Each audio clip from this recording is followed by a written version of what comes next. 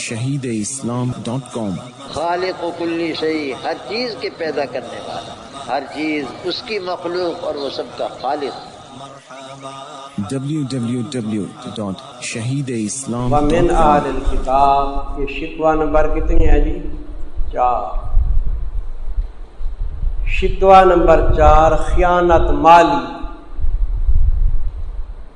شکوہ نمبر 4 خیانت مالی۔ یہ یہودی جو ہے نا مال میں بھی خیانت کرتے ہیں، اس میں مال میں بھی خیانت کرتے ہیں، خیانت مالی۔ اور اہل کتاب میں سے من وہ لوگ ہیں کہ اگر امانت رکھے تو ان کے پاس ڈھیر مال، کنتار کہتے ہیں بڑے خزانے کو، یہ جو میں لفظ کہتا ہوں نا ڈھیر مال وغیرہ تمہیں ذرا سادے نظر آتے ہوں گے، لیکن یہ معنی ہیں پرانے لوگوں کے، شاہ عبد القادر رحمۃ اللہ علیہ مجھے بڑے پسند آئے، سمجھے جی؟ ڈھیر مال، سمجھے؟ تم آج کل بڑا خزانہ کہتے ہو گے اچھا جی، اگر امانت رکھے تو اس کے پاس ڈھیر مال تو ادا کر دے گا اس کو تیری طرف، لاکھوں روپے امانت رکھو تو ادا کر دے گا۔ وَمِنْهُمْ مَنْ إِنْ تَأْمَنْهُ بِدِينَارٍ، یعنی بعض اہل کتاب امین ہیں، کیا؟ جیسے حضرت عبداللہ بن سلام وغیرہ تھے، اور بعض ان میں سے وہ ہے کہ اگر امانت رکھے تو اس کے پاس 1 دینار تو نہیں ادا کرے گا اس کو طرف دے رہے، اور بالکل نہیں دے گا، 1 دینار بھی کھا جائے گا، تو کیا ہوا؟ الا ما دمت علیہ قائما، مگر جب تک رہے تو اس کے اوپر کھڑا ہونے والا۔ ہاں تو اس کے سر ہو جائے نا، بالکل سر پہ کھڑا ہو جائے تو پھر ادا کرے گا، ورنہ ادا نہیں کرے گا۔ یہ کام کون کر سکتا ہے؟ سر پہ کھڑا ہو جائے، پٹھان، کیا؟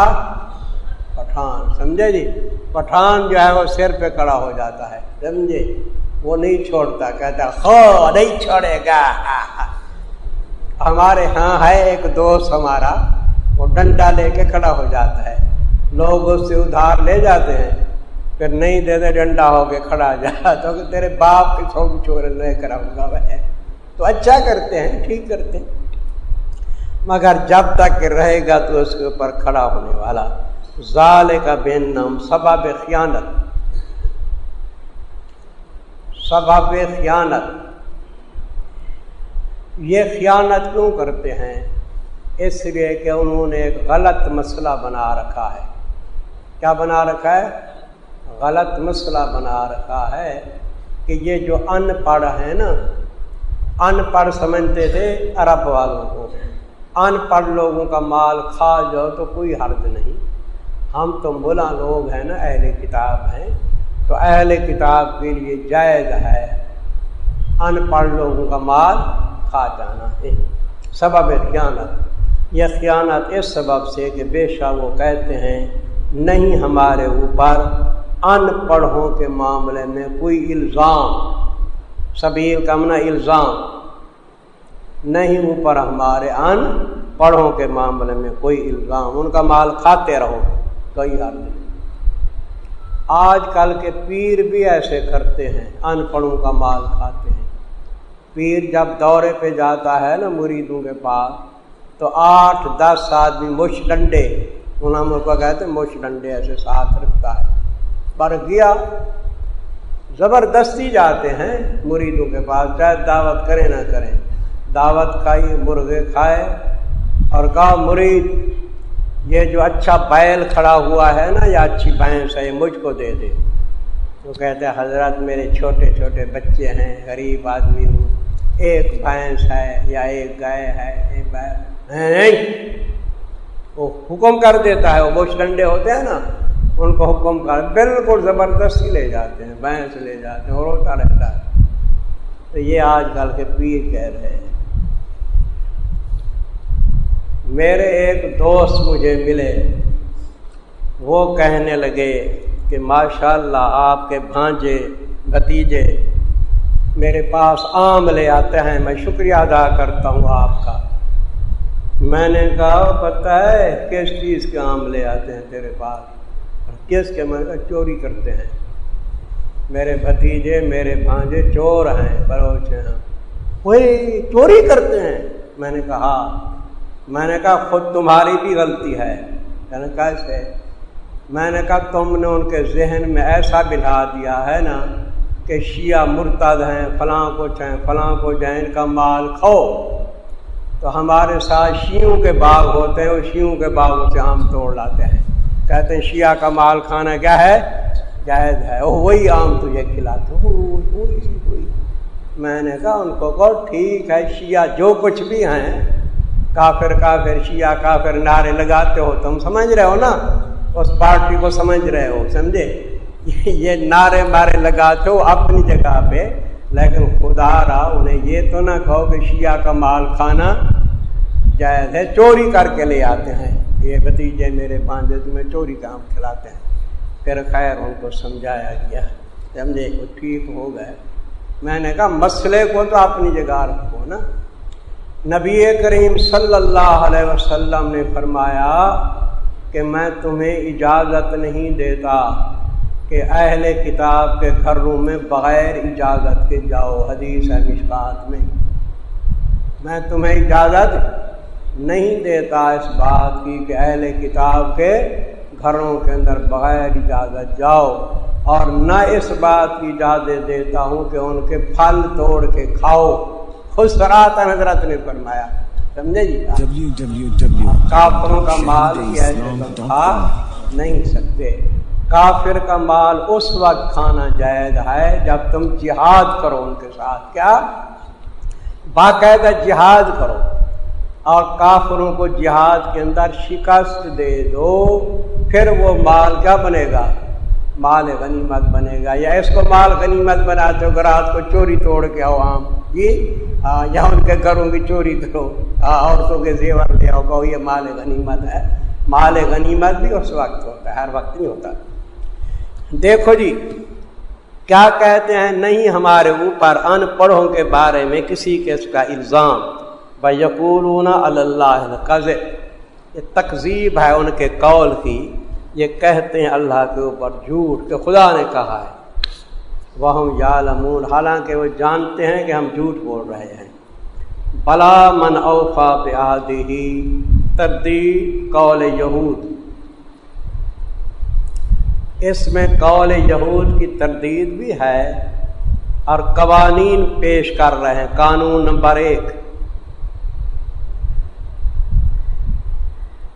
تردید ہے قول یہود کی، اور قانون نمبر 1، کیوں نہیں؟ وہ شخص کے پورا کرتا ہے بعہدہ، اپنے عہد کو، اللہ تعالیٰ کے ساتھ جو وعدہ کیا ہے اس کو بھی کیا کرتا ہے؟ پورا۔ بندوں کے ساتھ جو وعدہ کرتا ہے وہ بھی پورا کرتا ہے، اور تقوی اختیار کرتا ہے، بس بے شک اللہ محبت رکھتے ہیں متقین کے ساتھ۔ یہ قانون نمبر 1 آ گیا۔ اب قانون نمبر 2 ہے۔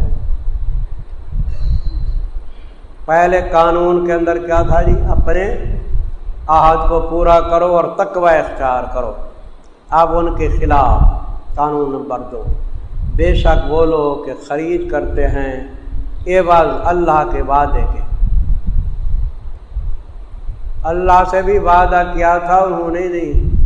تورات جو پڑھتے تھے تو خدا کے ساتھ وعدہ کرتے تھے یا نہیں کہ ہم تورات پہ عمل کریں گے؟ تو تورات کے اندر حضور کی بشارتیں نہیں تھیں، تورات میں توحید نہیں تھی، اس کے بجائے شرک کرتے تھے۔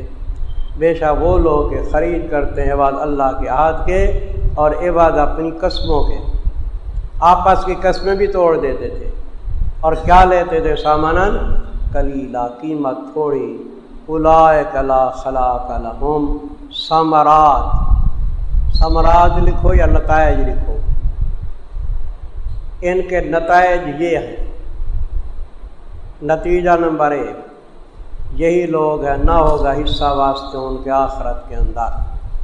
نتیجہ نمبر 1، ولا یکلمہم اللہ، نتیجہ نمبر، اور نہ بات کرے گا ان کے ساتھ اللہ، شفقت کی بات نہیں کریں گے، شفقت کی، سمجھے، غصے کی کریں گے، ولا ینظر الیہم، نمبر 3، اور نہ ناظر رحمت فرمائیں گے طرف ان کے دن قیامت کے، ولا یزکیہم، نمبر 4، نہ پاک کریں گے ان کو اور واسطے ان کے عذاب ہے دردناک، نمبر 5، وَإِنَّ مِنْهُمْ لَفَرِيقًا يَلْوُونَ أَلْسِنَتَهُمْ بِالْكِتَابِ، یہ شکوہ نمبر کتنی ہے جی؟ 5۔ پہلے خیانت مالی تھی، اب خیانت علمی ہے۔ پہلے خیانت مالی تھی، اب کیا ہے جی؟ خیانت علمی، علم میں بھی خیانت کرتے ہیں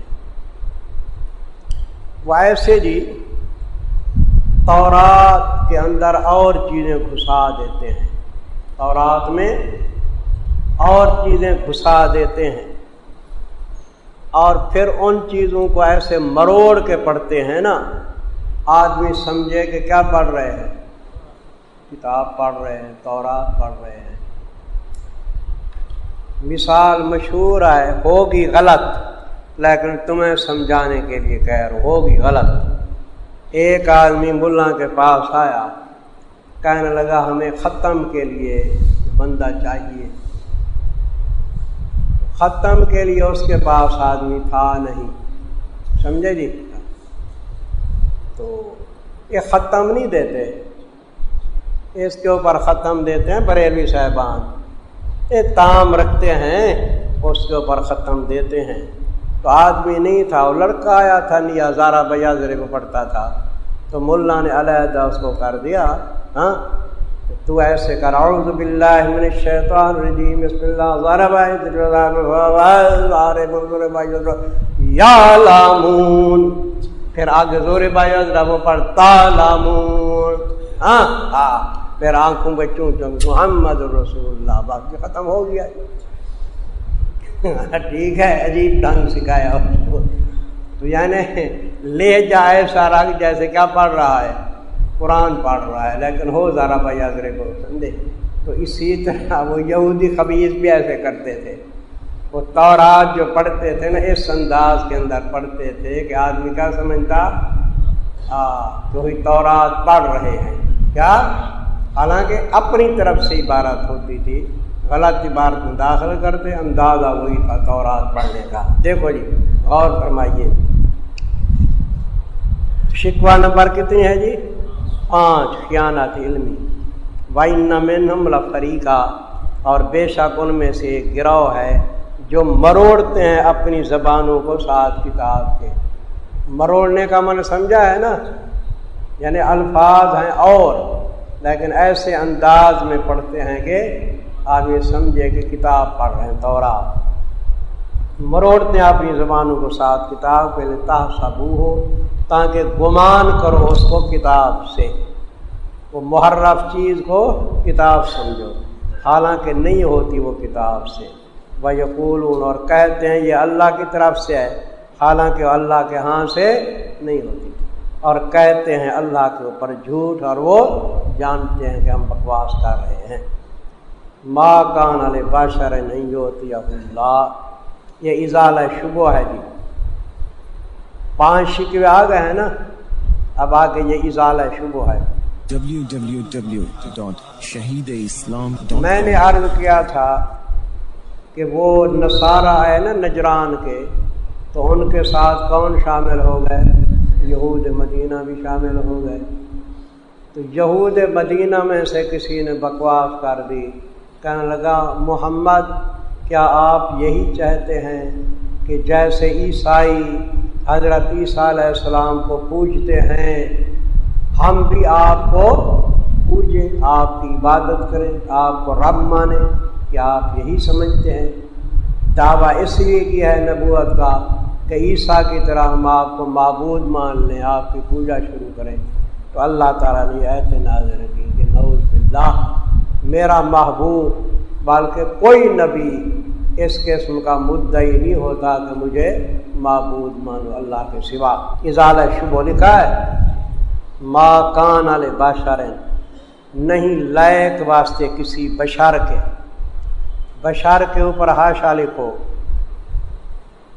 لے محمد ولا لے عیسیٰ، بشر پہ حاشا ہے، لے محمد ولا لے عیسیٰ، تفسیر مظہری۔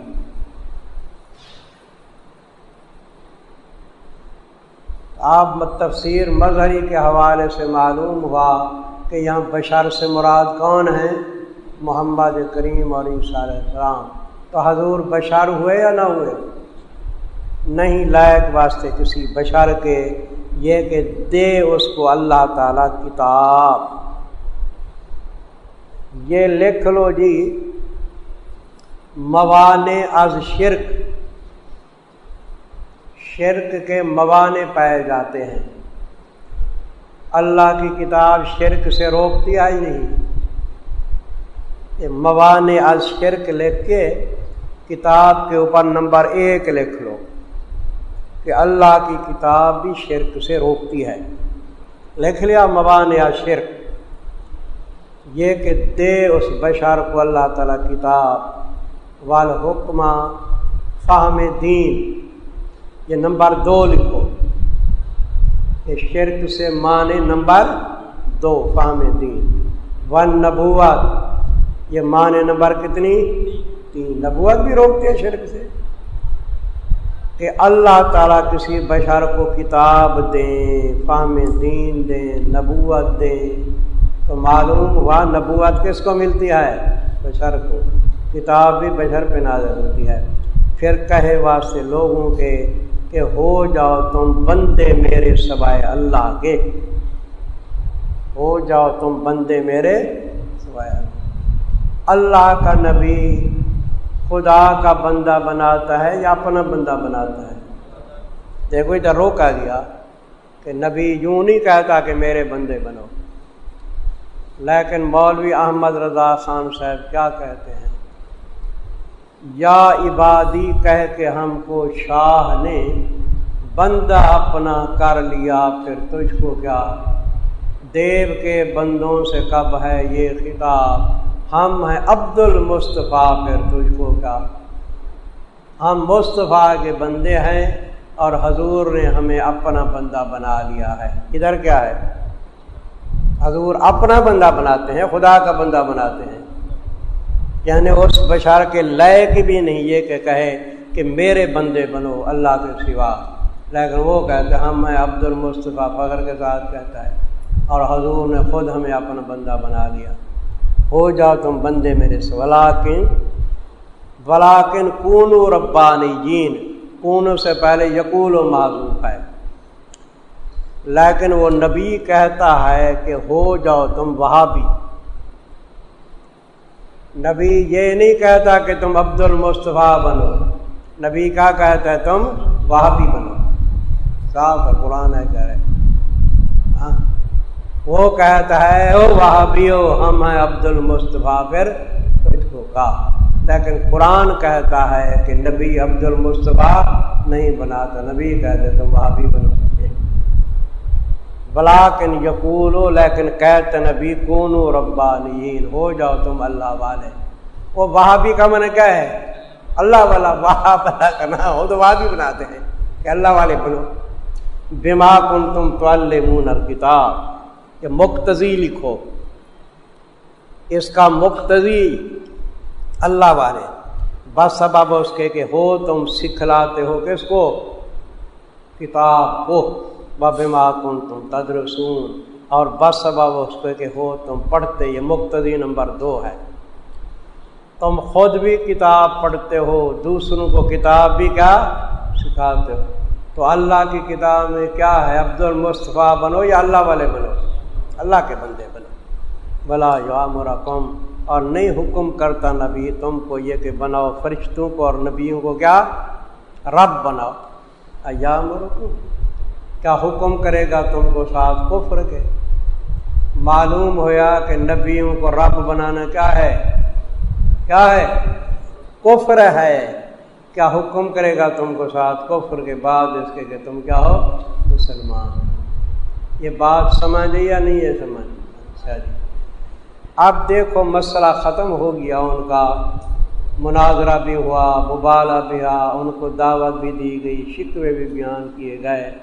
اب ان کو کہا گیا ہے تو عقل کرو، نبی آخر الزمان تو وہ نبی ہے کہ جس کے بارے میں اللہ تعالیٰ نے تمام نبیوں سے عہد لیا، تمام نبیوں سے کیا لیا؟ عہد لیا۔ پہلے عالم ارواح کے اندر عہد لیا، پھر ہر نبی کو نبوت ملی اور دنیا کے اندر بھی کیا عہد لیا کہ نبی آخر زمان کا زمانہ اگر تم پالو نبیوں تو تم نے بھی ایمان لانا ہے، اور اگر تم نہ پاؤ تو اپنی امتوں کو وصیت کر کے جاؤ، ان میں سے جو ہی زمانہ پائے حضور کے ساتھ ایمان۔ ایسا نبی جس کے بارے میں تمام انبیاء سے عہد لیا گیا، سب سے اونچی شان والا، اس کو تم کیوں نہیں مانتے؟ اب غور فرمائیے جی، وَإِذْ أَخَذَ اللَّهُ مِيثَاقَ النَّبِيِّينَ، اس بات رسالت خاتم الانبیاء صلی اللہ علیہ وسلم،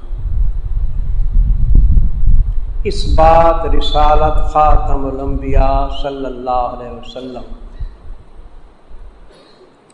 اور جب لیا اللہ تعالیٰ نے پختہ وعدہ تمام نبیوں سے، میثاق کے اوپر حاشا لکھ لیجئے، میثاق کا محل اول عالم ارواح،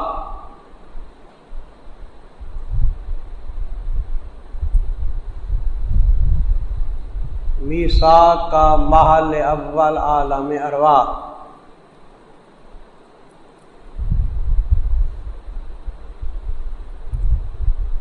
دیکھ لیا جی، اور محل ثانی دنیا بذریعہ وحی، میثاق کا محل اول عالم ارواح اور محل ثانی دنیا بذریعہ وحی۔ حوالہ بھی لکھ لو بیان القرآن، حضرت تھانوی رحمہ اللہ تعالی، اور محل ثانی دنیا بذریعہ وحی۔ تو عالم ارواح کے اندر بھی اللہ نے سب نبیوں سے وعدہ لیا، اور دنیا کے اندر بھی وحی بھیج کے ہر نبی سے یہی وعدہ لیتے رہے کہ نبی آخر زمان کے ساتھ ایمان لانا ہے۔ جب لیا اللہ تعالیٰ نے پختہ وعدہ سب نبیوں سے، لما آتیتکم تشریح میثاق، تشریح میثاق، جب دوں میں تم کو کتاب اور حکمت، پھر آئے تمہارے پاس رسول عظیم الشان، رسول نکرہ ہے یا نہیں؟ تنکیر برائے تعظیم، عظیم الشان ضرور لکھو۔ پھر آئے تم سب کے بعد رسول عظیم الشان، تو وعدہ سب نبیوں سے لیا گیا، النبیین میں الف لام استغراق کیا، بعد سے لیا گیا، وعدہ سب نبیوں سے لیا گیا۔ اب ثم جاءکم، قوم کا خطاب بھی سب نبی ہیں یا بعض ہیں؟ تو سب نبیوں کے بعد کون آئے؟ میرے حضرت آئے یا نہیں؟ ثم جاءکم، پھر آئے تمہارے سب نبیوں کے بعد رسول عظیم الشان، تصدیق کرنے والا، واسطے ان کتابوں کے جو تمہارے ساتھ ہیں، لا تؤمنون بہ، البتہ ضرور ایمان لانا تم نے ساتھ اس کے دل سے، البتہ ضرور ایمان لانا تم نے ساتھ اس کے دل سے، والا تنصرن، اور البتہ ضرور مدد کرنا اس کی جوارے سے۔ ایمان لانا دل سے، مدد کرنا کس سے؟ یہ ظاہری اعضاء۔ اچھا، اب اوپر حاشے پہ لکھ لو وَأُمَمُهُمْ تَبْعٌ لَهُمْ، نبیوں کی امتیں بھی آ گئی اس میں یا نہیں؟ بھائی جو حکم نبی کو ہوتا ہے اس کی امت کو ہوتا ہے یا نہیں؟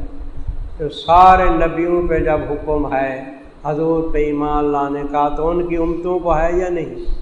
تو لکھ لو وَأُمَمُهُمْ، ان کی امتیں، تَبْعٌ لَهُمْ، جلالین شریف کا حوالہ، وَأُمَمُهُمْ تَبْعٌ لَهُمْ، یہ امتوں کو بھی حکم ہے۔ قَالَ أَأَقْرَرْتُمْ، اہتمام میثاق نمبر 1۔ اب دیکھو میثاق کا اہتمام بھی ہو رہا ہے۔ اہتمام میثاق نمبر 1، فرمایا کیا اقرار کرتے ہو تم وَأَخَذْتُمْ عَلَىٰ ذَلِكُمْ إِصْرِي، اور قبول کرتے ہو تم اوپر اس مضمون کے میرے عہد کو۔ اسر کا معنی لفظاً بوجھ ہے نا، بوجھ سے مراد عہد، اور قبول کرتے ہو تم اوپر اس مضمون کے عہد میرے کو۔ تو کیا عرض کیا؟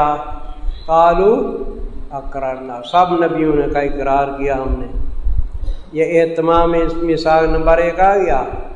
آگے قال فاشہدوا، اہتمام میثاق نمبر 2، فرمایا پس گواہ ہو جاؤ تم اور میں تمہارے ساتھ گواہی دینے والوں سے ہوں۔ سب نبیوں سے پختہ آیا، خود خدا گواہ بن گئے۔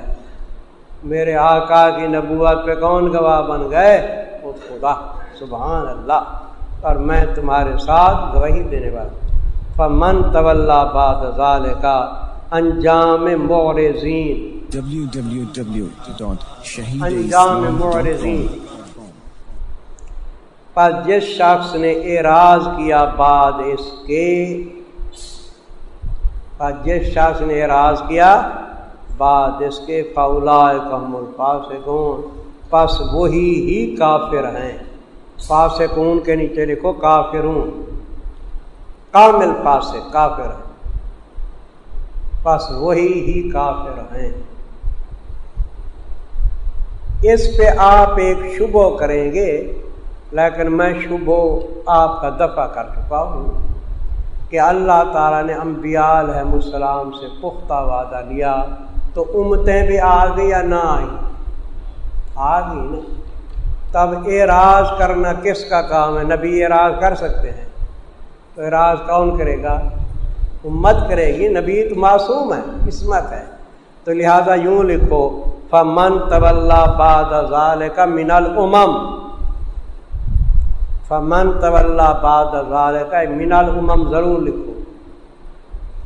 نبی نہیں اعراض کر سکتا، امتوں میں سے جو ہی اعراض کرے گا وہ کیا ہوگا؟ کافر، فاسق من کافر۔ میرے عزیز، میں نے جو یہ تشریح کی ہے آپ کو سمجھ آئی ہے؟ وہ خوب ہے یا نہیں ہے؟ مفسرین کچھ اور بھی تشریحیں کرتے ہیں، اور تشریح وہ یہ ہے کہ ہر نبی سے یہ عہد لیا گیا کہ تیرے بعد جو نبی آئے نا، وہ ثم جاءکم رسول کا معنی یہ کرتے ہیں کہ ہر نبی سے یہ عہد لیا گیا کہ تیرے بعد جو نبی ہے تو اس کی نصرت کر، اور نبی سے عہد لیا گیا کہ تیرے بعد جو نبی ہے تو اس کی نصرت کر، اگر تو زمانہ نہ پائے تو اپنی امتوں کو کہہ دے۔ یعنی ہر نبی سے بعد والے نبی کا عہد کیا گیا۔ اب دیکھو حضرت یحییٰ علیہ السلام تھے، وہ پہلے پیدا ہوئے، ان کو نبوت پہلے ملی، تو عیسیٰ علیہ السلام بعد میں تصدیق انہیں کی تھی یا نہیں؟ وہ کی تھی نا۔ موسیٰ علیہ السلام اور ہارون علیہ السلام کو قریب قریب نبوت ملی۔ موسیٰ علیہ السلام کو کوہ طور پہ نبوت ملی، پھر عرض کیا کہ اللہ میرے بھائی کو نبی بنا دے، پھر ان کو جلدی نبوت ملی، تو انہوں نے موسیٰ علیہ تصدیق کی یا نہ کی؟ تو یہی ہے۔ لیکن میں نے جو تقریر کی ہے نا، میں نے سارا میثاق کس پہ لگا دیا ہے؟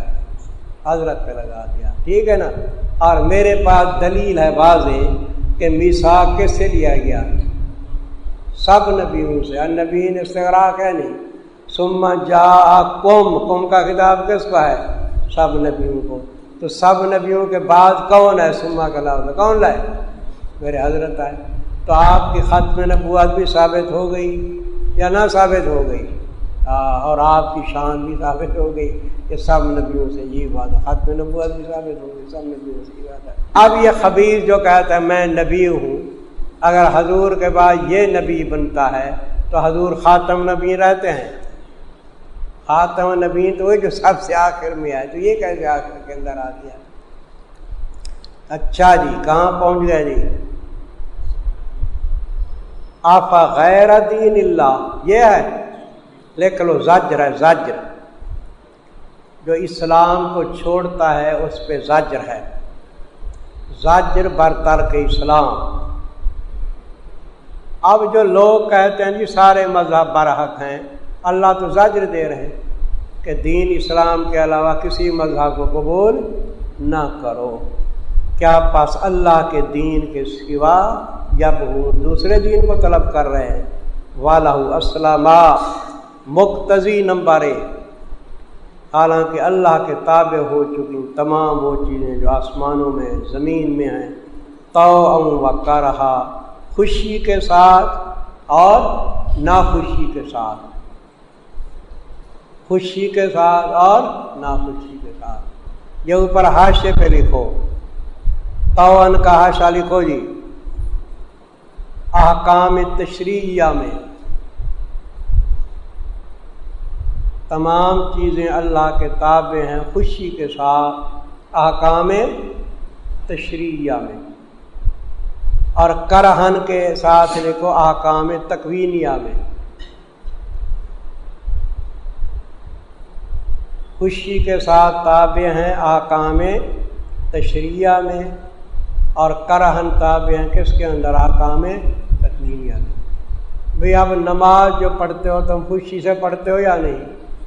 یہ طوعاً ہے، لیکن جب بیمار ہوتے ہو خوشی سے بیمار ہوتے ہو، تمہارے اپنے اختیار میں ہے کہ اے اللہ مجھ کو سر کا درد دے دے، میں خوش ہوں، بیماری دے دے، تو خوش بیماری کے اندر تم تابع ہو جاتے ہو طوعاً یا کرہن، چاہے پسند نہیں بھی کرتے لیکن تابع ہو جاتے ہو، بیماری آ جاتی ہے، موت جب آتی ہے موت کو روک سکتے ہو، تو موت کے وقت بھی تابع ہو جاتے ہو یا نہیں؟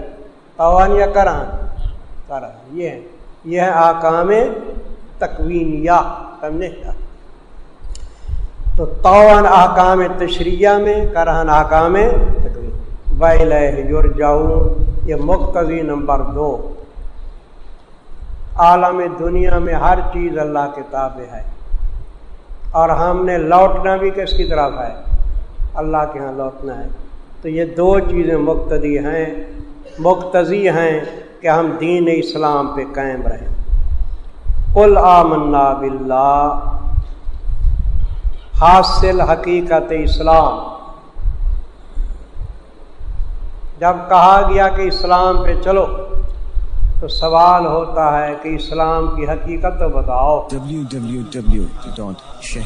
حاصل حقیقت اسلام، آپ فرما دیجئے ایمان لے ہم ساتھ اللہ کے، ساتھ اس کتاب کے جو اتاری گئی ہمارے اوپر، اور ساتھ اس وحی کے، یہاں مراد کا لو وحی، کیونکہ یہ جو انبیاء آ رہے ہیں نا، بعض پہ کتابیں اتری، بعض پہ صحیفے اترے، اور ساتھ اس وحی کے جو اتارے گئے، کس کے اوپر اتارے گی؟ ابراہیم، اسماعیل، اسحاق، یعقوب، ان کی اولاد، وما اوتیا موسیٰ و عیسیٰ، جو کچھ دیے گئے موسیٰ، عیسیٰ اور باقی نبی اپنے رب کی طرف سے۔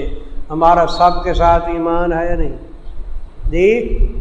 لیکن یہودی جو ہیں وہ انجیل کو مانتے ہیں، نہ انجیل کو مانتے ہیں نہ قرآن کو مانتے ہیں یہودی۔ اسی طرح عیسائی جو ہیں وہ انجیل کو مانتے ہیں، قرآن کو نہیں مانتے۔ ہم سب کو مانتے ہیں، لا نفرق بین احد منہم، کیفیت ایمان، کیفیت ایمان، ہم کسی ایک کے درمیان تفریق نہیں کرتے۔ یہاں کس تفریق نفی کی گئی ہے بتائیے؟ ہاں، کہ بعض پہ ایمان لائیں بعض پہ ایمان نہ، باقی تفریق مراتب تو ہے، تلک الرسل فضلنا بعضهم علی بعض، نہیں تفریق کرتے درمیان کسی ایک کے ان میں سے، اور ہم اللہ کے خاص فرمانبردار ہیں۔ shahideislam.com، اس ویب سائٹ پر آپ سن سکتے ہیں شہید اسلام مولانا محمد یوسف لدھیانوی رحمہ اللہ کی آواز میں درس قرآن، درس حدیث اور اصلاحی مواعظ۔ خالق و کلی شیء، ہر چیز کے پیدا کرنے والا، ہر چیز اس کی مخلوق اور وہ سب کا خالق۔ جبکہ شہید اسلام کی تصانیف آن لائن پڑھ بھی سکتے ہیں۔ اس کے علاوہ اس ویب سائٹ پر آپ سن سکتے ہیں ممتاز علماء کرام کے اصلاحی بیانات۔ یا صاحب الجمال و یا سید البشر من وجهك المنیر لقد نور القمر. www.shahideislam.com